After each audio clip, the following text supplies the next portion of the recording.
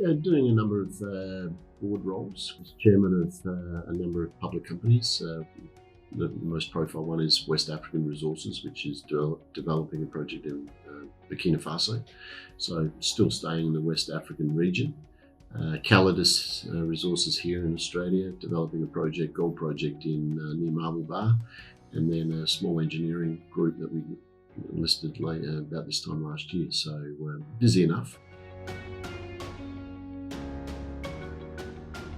Yeah, the geology is very similar, and that's probably something that of interest. Always had a keen eye on the progress of Oklo over the last few years, and obviously for Fekola success is it's one of the rare projects in the world where it's actually getting bigger, which is an absolute positive. The Fekola deposit itself is without doubt probably one of the best I've ever seen in my career. It's a cracking asset. It's delivered, if not more than what we said it would deliver.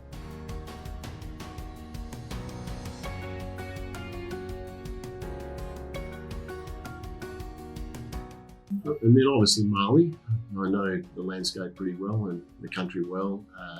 The location of the project. It reminds me of a lot of West African Resources, early stage West African Resources, and how we've moved that from sort of, a few 100,000 ounces to over 2 million ounces now. So the potential for Oklo is a lot of great upside.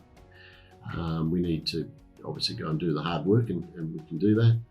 Well funded to be able to do that. And the people. I mean, clearly Andrew and I have known each other for a number of years. We've had good success. Simon's a good operator as well. Very hands-on team, good in-country people as well. So there's a lot of similarities with the company that I've been involved with previous companies as well. So lots of upside. Learning from WAF has been to develop or grow a project to get it to scale, and the success there has been the opportunity to drill out an underground, high grade underground deposit, which has added to the scale of the project significantly.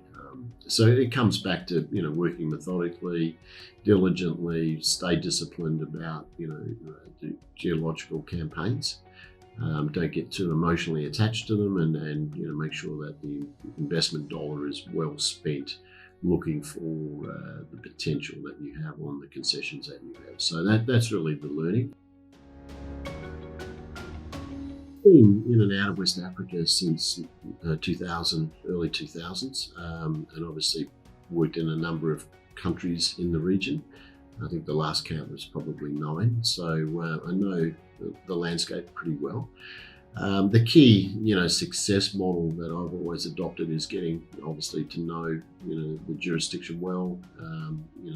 Getting good people on the ground, good in-country people, obviously, as well, to make sure that you have connections at all levels of government and the authorities. The attraction for West Africa has always been, for me, is about the geological upside. Lots of potential to grow projects into scale, and moving into sort of tier 1 asset quality, and we've demonstrated that a number of times. But that's the key interest for me in West African region.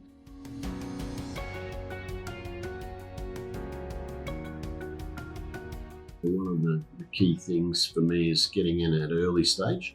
Oklo's working its way through a drill campaign.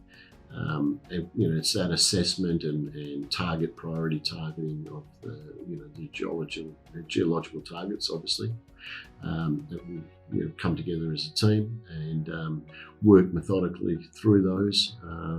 So there's lots of upside, and it's early stage enough where you can get in and make some influence over some of those decisions. So pretty excited about that. And Simon's done an excellent job funding the company, which is part of the challenge as well.